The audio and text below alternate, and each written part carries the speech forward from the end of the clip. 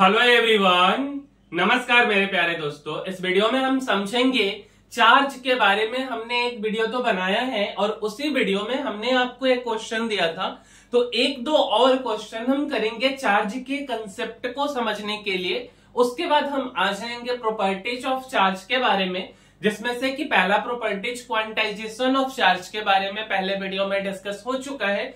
यहाँ पे हम कंजर्वेशन ऑफ चार्ज से बात करेंगे और चार्ज को अगर हम इलेक्ट्रिक फील्ड में रख दे तो उसका बिहेवियर कैसा हो जाएगा, अगर हम चार्ज को मैग्नेटिक फील्ड में रख देंगे तो उसका बिहेवियर कैसा हो जाएगा। इन्हीं सब के बारे में हम इस वीडियो के अंदर समझेंगे। बट उससे पहले मेरे भाई, हमने आपको जो क्वेश्चन दिया था वह क्वेश्चन यह था क्वांटाइजेशन ऑफ चार्ज। जब हम डिस्कस किए थे कि आपको बताना था कि क्या किसी बॉडी के ऊपर 7.2 कूलम्ब का चार्ज हो सकता है कि नहीं हो सकता है, आपको ट्रू और फॉल्स में आंसर देना था। तो मेरे समझ से आप बना लिए होंगे मेरे भाई। यह सिंपल सा क्वेश्चन है और आप बना करके हमने आपको बोला था कि आप कमेंट बॉक्स में बताओ अगर आपको समझ आया है तो, क्योंकि यह क्वेश्चन क्वांटाइजेशन ऑफ चार्ज पे बेस्ड था, Q बराबर NE पे, जहां हमने आपको बताया कि N जो है वहां पे जो चार्ज है बेसिकली बोल सकते वह फ्रैक्शन में नहीं होगा,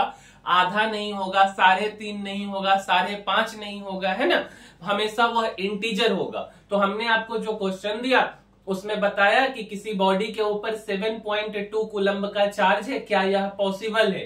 तो हम अपने मन से ऐसा नहीं बोल सकते कि 7.2 डेसिमल में है, तो हम बोल देंगे कि यह नहीं पॉसिबल है, हमको चेक करना पड़ेगा Q बराबर NE पे।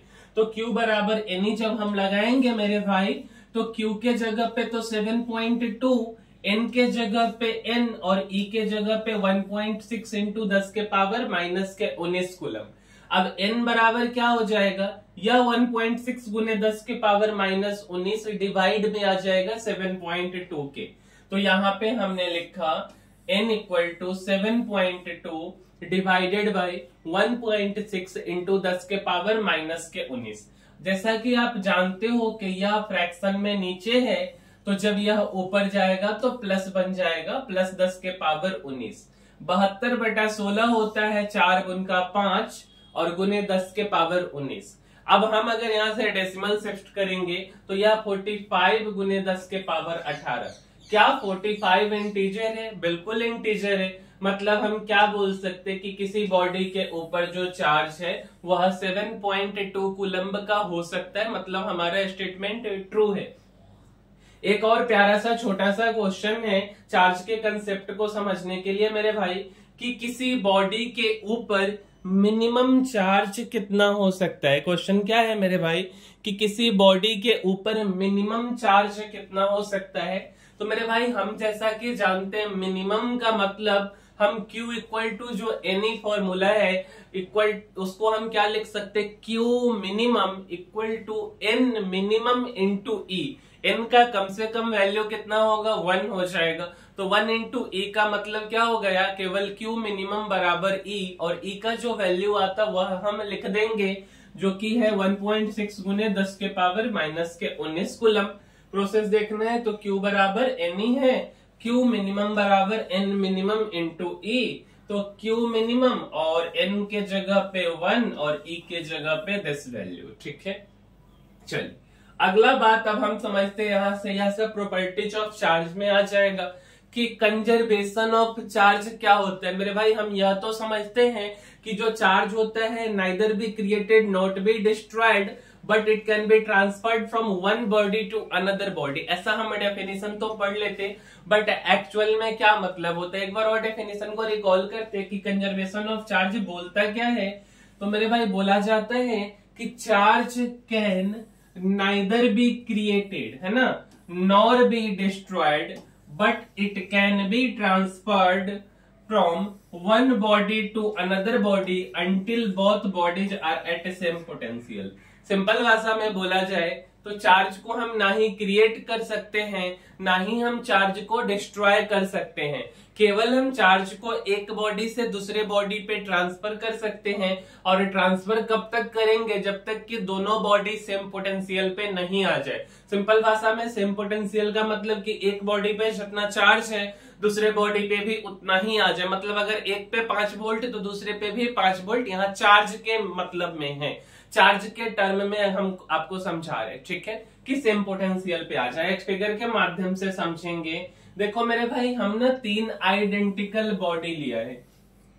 अब बात आता है कि आइडेंटिकल बॉडी होता क्या है। आइडेंटिकल का मतलब होता है सामान। सामान का क्या मतलब हुआ, एक समान दिखने वाला बॉडी। जैसे 3 बॉल ले लो, 3 गेंद ले लो, वह एक तरीके का गेंद होना चाहिए, ठीक है। अब क्या किए मेरे भाई कि हमने एक गेंद पे, एक गेंद का नाम ए रखा है, एक गेंद यह है जिसका नाम ए है, दूसरा गेंद बी है और तीसरा गेंद सी है। अब बात आते हैं कि यह गेंद कहां से आ गया। गेंद का मतलब बॉडी समझ लो सिंपल भाषा में, ठीक है। अब पहला वाला जो बॉल या बॉडी है, इसके ऊपर 10 कूलम्ब का चार्ज हमने लिया है। दूसरा जो बी बॉल है, इसके ऊपर भी हमने 10 कूलम्ब का चार्ज लिया है। और जो तीसरा वाला बॉडी जिसका नाम सी है, इसको हमने बिल्कुल भी चार्ज नहीं दिया है, अनचार्ज रखा है। इसके बाद हम क्या बोल रहे हैं कि मेरे भाई ए और सी को, एक चार्ज बॉडी को और एक अनचार्ज बॉडी, दोनों को आप टच करा दो, रब करा दो। क्या हमने बोला, एक चार्ज बॉडी और एक अनचार्ज बॉडी दोनों को रबिंग या टचिंग करा दो। जब रबिंग या टचिंग कराओगे तो क्या होगा, ए के ऊपर चार्ज, सी के ऊपर कोई चार्ज नहीं, तो ए से सी में चार्ज होगा ट्रांसफर, और जब टच कराएंगे ट्रांसफर हो जाएगा, तब ए के ऊपर और सी के ऊपर सेम चार्ज बराबर आएगा, तब तक ट्रांसफरिंग होते रहेगा। लेकिन अगर हम आपसे पूछे कि इसको और इसको हमने टच कराया, बी को टच नहीं कराया, तो क्या ओवरऑल चार्ज में कुछ बदलाव आएगा? मेरे भाई 10 10 0, ओवरऑल चार्ज 20 कूलम्ब का ही रहेगा। अब बात आता है कि ओवरऑल चार्ज तो 20 कूलम्ब का रह गया, तो जब हमने टच कराया तो हम आपको बोले कंजर्वेशन ऑफ चार्ज में कि charge can neither be created nor be destroyed, but it can be transferred from one body to another body until both the bodies are at same potential. मतलब simple भाषा में कि एक body पे charge था, यहाँ पे ए वाले पे सी अनचार्ज था, तो सी पे क्या हुआ ना कि बराबर मात्रा में चार्ज आ गया टच कराने पे। मीन्स ए पे अगर 5 कूलम्ब आया तो सी पे भी 5 कूलम्ब का चार्ज आ गया। तो ये देखिए, ए पे 5 कूलम्ब और सी पे भी 5 कूलम्ब, ठीक है। लेकिन अगर हम बोले, अब एक और केस यहाँ कर देते हैं, जो हमारा सी है ना और जो हमारा बी है, इसके साथ हमने क्या किया ना, बी के ऊपर मेरे भाई 10 कूलम्ब पहले से था, सी को हमने बी के साथ में टच करा दिया। क्या हमने बोला मेरे भाई, सी वाले बॉल को बी के साथ हमने टच करा दिया। अब जब टच कराएंगे मेरे भाई, तो हर हाल में बड़े वाले बॉडी पे जिस पे चार्ज ज्यादा है, उससे छोटे वाले पे जिस पे कम चार्ज, उस पे ट्रांसफरिंग होगा। लेकिन उससे पहली बात कि ओवरऑल चार्ज क्या कुछ बदलाव आएगा, तो overall 5 coulomb 10 coulomb 5 coulomb, total कितना हो गया, तो 20 कूलम्ब। अब इस पे कितना चार्ज आएगा टच कराने के बाद, तो 10 इस पे और 5 इस पे, 15 और 15/2 कितना होता है, तो 7.5 कूलम्ब। तो जब आप देखोगे ए पे तो 5 ही कूलम्ब, बी पे 7.5 कूलम्ब और सी पे 7.5 कूलम्ब। अगर हम ओवरऑल जोड़ते 7.5 हो गया 15, और 15 और 5 हो गया 20, तो ओवरऑल चार्ज कितना हो गया, 20 कूलम्ब। तो यही है हमारा कंजर्वेशन ऑफ चार्ज।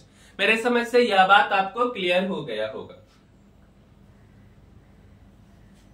अगले प्रॉपर्टी के बारे में मेरे भाई बात करते हैं। अगला प्रॉपर्टी क्या है कि charge on a body not depend on the speed of body, whereas the mass of body depend on the speed of body. क्या हमने बोला कि किसी बॉडी के ऊपर अगर कुछ चार्ज है, लेट अस सपोज 5 कूलम्ब का होगा, मान करके चल लो आपकी 10 कूलम्ब का चार्ज होगा, और वह बॉडी रेस्ट में है, ठीक है, तो 5 कूलम्ब का चार्ज है। अगर हम उस बॉडी को 180 के स्पीड से दौड़ा देंगे, या 180 से भी ज्यादा स्पीड ऑफ लाइट से, जो कि 3 × 10⁸ मीटर पर सेकेंड होता है, उससे भी अगर हम फेंक देना, तो उस बॉडी के ऊपर चार्ज में कोई बदलाव नहीं आएगा, मतलब उस बॉडी के ऊपर चार्ज अब भी 5 कूलम्ब का ही रहेगा। लेकिन अगर हम उस बॉडी के मास के बारे में बात कर ले कि उसका जो भी मास है, लेट अस सपोज 1 kg उसका मास है रेस्ट में, अगर हम उसके स्पीड को बदल दे, अगर हम लाइट के स्पीड में भेज दे तो उसके मास में बदलाव आ जाएगा। और उसके लिए फॉर्मूला है m0 equal to m divided by √1 - v square upon c square. ठीक है, बट फिलहाल हमको यहाँ पे बस कंपैरिजन करना है, तो एक एग्जांपल से आपको समझाते हैं। लेट अस सपोज एक बॉडी है और उसका नाम A है, उस बॉडी के ऊपर +q चार्ज है, ठीक है, और उसका स्पीड v1 है और 3 मीटर पर सेकेंड हमने माना है, स्लो है। किसके कंपैरिजन में? दूसरा बॉडी A और इसका स्पीड v2 और 3 × 10⁸ मीटर पर सेकेंड v2 का वैल्यू। तो A वाला यह जो बॉडी है उसके कंपैरिजन में यह तेजी से जा रहा है, तो तेजी से जा रहा है। तो अगर हम चार्ज की बात करेंगे ना, तो इस बॉडी पे स्पीड भले ही जो भी है 3 मीटर पर सेकेंड या 3 × 10⁸ मीटर पर सेकेंड, चार्ज में कोई बदलाव नहीं आएगा। तो हमने लिखा है कि चार्ज Q जो है कांस्टेंट है, या सिंपल भाषा में बोला जाए तो charge not depend on the speed of body. अब थोड़ा सा बात कर लेते हैं हम मास के बारे में। तो मेरे भाई मास की अगर हम बात करेंगे, let us suppose body A का मास जब बॉडी A रेस्ट में था, जब बॉडी रुकी हुई थी, तो उसका मास क्या था? m0 था। हमने इसको बोला कि m0 रेस्ट मास है जब बॉडी रुकी हुई है तब। अब हम क्या करते, इसी बॉडी A को हम v स्पीड से भगा देते, v स्पीड चाहे जो भी हो, ठीक है, तो इसके मास में बदलाव आ जाएगा और इसका नया मास m हो जाएगा। और नया मास हम कैसे निकालेंगे? तो m equal to m0 divided by √1 - v square upon c square, ठीक है। तो ये फॉर्मूला है। अगला हम बात कर लेते हैं unit and dimension of charge के बारे में। क्या हमने बोला मेरे भाई? अगला हम बात कर लेते हैं unit and dimension of charge के बारे में। मेरे भाई Q बराबर होता है NE और करंट बराबर आपने पढ़ा है चार्ज बटे टाइम। क्या आपने पढ़ा है मेरे भाई? करंट बराबर Q अपॉन T, मतलब चार्ज बटे टाइम, ठीक है। तो Q बराबर क्या हो जाएगा? तो चार्ज बराबर हो जाएगा करंट गुने टाइम, ठीक है। तो अब बात आता है कि चार्ज का यूनिट क्या होता है? कूलम्ब होता है। क्या इसका कोई दूसरा यूनिट हो सकता है मेरे भाई? किसी भी क्वांटिटी का यूनिट एक से ज्यादा हो सकता है, डायमेंशनल फॉर्मूला उसका एक ही होगा, ठीक है। तो करंट का यूनिट होता है एम्पियर और समय का यूनिट हम लोग लेते हैं सेकेंड, तो एम्पियर सेकेंड, ठीक है। ए सेकेंड भी आप लिख सकते। अगर हम डायमेंशन की बात करेंगे तो करंट के जगह पे ए, टाइम के जगह पे टी, तो एटी। चार्ज की अगर हम बात करें ना, तो मेरे भाई जो चार्ज है कैपिटल क्यू, कैसा क्वांटिटी? तो स्केलर क्वांटिटी। स्केलर हम किसको बोलते हैं? तो जिसके पास केवल मैग्नीट्यूड होता है। क्या हमने बोला? स्केलर क्वांटिटी किसको बोलते हैं? जिसके पास केवल मैग्नीट्यूड होता है, नो डायरेक्शन, ठीक है।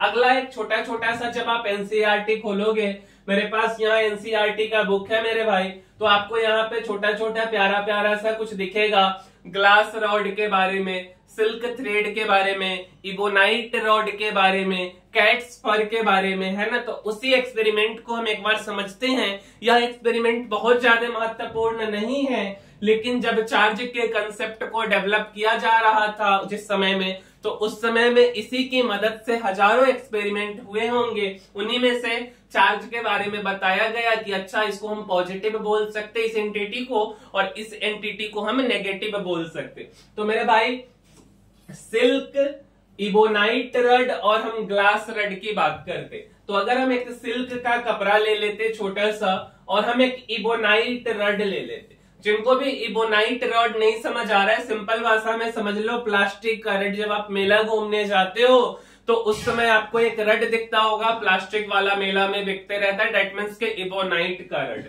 जब दोनों को रब किया गया ना, तो सिल्क का जो कपड़ा था उसके ऊपर जो चार्ज आया उसको हमने पॉजिटिव नाम दिया, और इबोनाइट रड के ऊपर जो प्लास्टिक का रड है उसके ऊपर जो चार्ज आया उसको हमने नेगेटिव चार्ज दिया।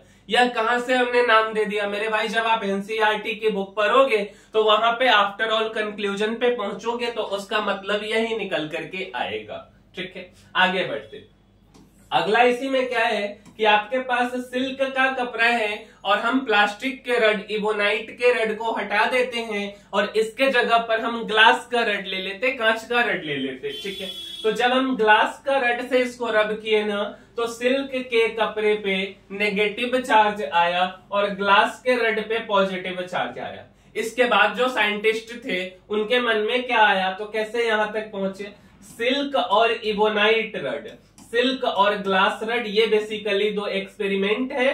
इस केस में इस पे नेगेटिव आया, इस पे पॉजिटिव आया, और इस केस में क्या हुआ, इस पे पॉजिटिव आया, इस पे नेगेटिव आया। ठीक है, तो यही ओवरऑल कंक्लूजन था और इस कंक्लूजन के माध्यम से एक जगह पे पहुंचा गया कि इबोनाइट रड, प्लास्टिक के रड पर नेगेटिव चार्ज और ग्लास के रड पे पॉजिटिव चार्ज, और जब दोनों को टच कराया गया तो जो फोर्स लगा उस फोर्स को अट्रैक्टिव फोर्स बोला गया। क्योंकि मेरे भाई आपको पता है कि like charge repel each other और unlike charge attract each other, तो यहाँ पे अनलाइक नेचर का चार्ज है, इसीलिए अट्रैक्टिव फोर्स अट्रैक्शन फोर्स लगा। अगले प्रॉपर्टी के बारे में बात करते। लेट अस सपोज यह प्लस क्यू चार्ज है और यह चार्ज रेस्ट में है, इसको हम दौड़ा नहीं रहे, भगा नहीं रहे, चुपचाप शांति से बैठा हुआ है। तो अगर जो चार्ज रेस्ट में है वह चार्ज इलेक्ट्रिक फील्ड को प्रोड्यूस करेगा। तो charge at rest produces only electric field. अब बात आता है कि पॉजिटिव चार्ज के केस में इलेक्ट्रिक फील्ड का डायरेक्शन बाहर की तरफ होगा और अगर चार्ज नेगेटिव है तो इलेक्ट्रिक फील्ड अंदर की तरफ होगा। अगर चार्ज नेगेटिव है तो इलेक्ट्रिक फील्ड अंदर की तरफ। लेट अस सपोज, अब इस बात को हम बदल देते, यह जो चार्ज है यह रेस्ट में नहीं है, इसको हमने क्या किया, मोशन में रख दिया। लेट अस सपोज यह प्लस क्यू चार्ज और यहाँ पे क्रॉस और डॉट मैग्नेटिक फील्ड का साइन होता है। ठीक है, तो जब हम इस चार्ज को मैग्नेटिक फील्ड में डाल दिए तो क्या हुआ, सॉरी, चार्ज को जब हमने मोशन में ले आया, मीन्स चार्ज को हम आगे की तरफ भगा रहे, तो वह इलेक्ट्रिक फील्ड को रेस्ट में तो प्रोड्यूस कर रहा था, साथ साथ में वह मैग्नेटिक फील्ड प्रोड्यूस करेगा। मैग्नेटिक फील्ड के डायरेक्शन को डॉट और क्रॉस से दिखाया जाता, तो हमने यहाँ पे दिखाया कि जब चार्ज को आगे की तरफ लाए तो डॉट साइन का मतलब होता है बाहर की तरफ मैग्नेटिक फील्ड और क्रॉस साइन का मतलब होता है अंदर की तरफ मैग्नेटिक फील्ड। सिंपल भाषा में बोला जाए, charge in motion produced both electric and magnetic field. एक और तीसरा इसी में बोला जाता है कि चार्ज को मोशन की जगह पे, यूनिफॉर्म मोशन की जगह पर आप चार्ज को एक्सेलरेटेड मोशन में ले आओ। तो चार्ज को जब हम एक्सेलरेट करा देंगे तो वह इलेक्ट्रिक फील्ड को भी प्रोड्यूस करेगा, वह मैग्नेटिक फील्ड को भी प्रोड्यूस करेगा, साथ साथ में वह एनर्जी को भी रेडिएट करेगा। ठीक है, तो यह चीज आप लिख लेना कि charge in accelerated motion produces electric field, magnetic field as well as radiates energy. आगे बात करते, थोड़ा सा और है कि mass of negatively charged body is slightly higher than positive charge body. अगर हम नेगेटिव चार्ज बॉडी को ले लें और एक पॉजिटिव चार्ज बॉडी को ले लें तो नेगेटिव चार्ज का मास ज्यादा होता है थोड़ा सा comparison to positive charge body. कैसे कि एग्जांपल से समझाते। लेट अस सपोज मेरे भाई हम ऑक्सीजन ले लेते, ठीक है। अब oxygen let us suppose O plus positive और इधर हम ले लिए O माइनस, तो नंबर ऑफ इलेक्ट्रॉन इसमें हो गया 7 और नंबर ऑफ प्रोटॉन हो गया 8 और नंबर ऑफ न्यूट्रॉन हो गया 8। अगर हम इसको जोड़ेंगे तो प्रोटॉन और न्यूट्रॉन तो लगभग सेम ही होता, 8 8 16 मास ऑफ प्रोटॉन या 16 मास ऑफ न्यूट्रॉन प्लस में 7 मास ऑफ इलेक्ट्रॉन। अगर हम नेगेटिव ऑक्सीजन की बात कर ले तो इलेक्ट्रॉन यहाँ हो गया 9, पहले से होना चाहिए था 8 बट एक और आ गया तो 9 हो गया, प्रोटॉन 8 रह गया, न्यूट्रॉन भी 8, तो 16 मास ऑफ प्रोटॉन या 16 मास ऑफ न्यूट्रॉन प्लस में 9 मास ऑफ इलेक्ट्रॉन। मीन्स यहाँ इलेक्ट्रॉन का संख्या बढ़ गया तो थोड़ा सा मास भी बढ़ जाएगा। तो इसी के कारण हमने बोला कि mass of negatively charged body is slightly higher than mass of positively charged body. ठीक है, तो मेरे भाई यही कुछ प्रॉपर्टीज हैं। ठीक है, तो ये सारे के सारे प्रॉपर्टीज हैं। और भी अगर आपको प्रॉपर्टीज देखना है तो आप देख सकते हो। लेट अस सपोज कि आपके पास एक साबुन का बबल है, या कोई बैलून है, उसके ऊपर आप प्लस क्यू या माइनस क्यू चार्ज रख दोगे तो उस केस में क्या होगा, उस बैलून का साइज बढ़ेगा कि घटेगा।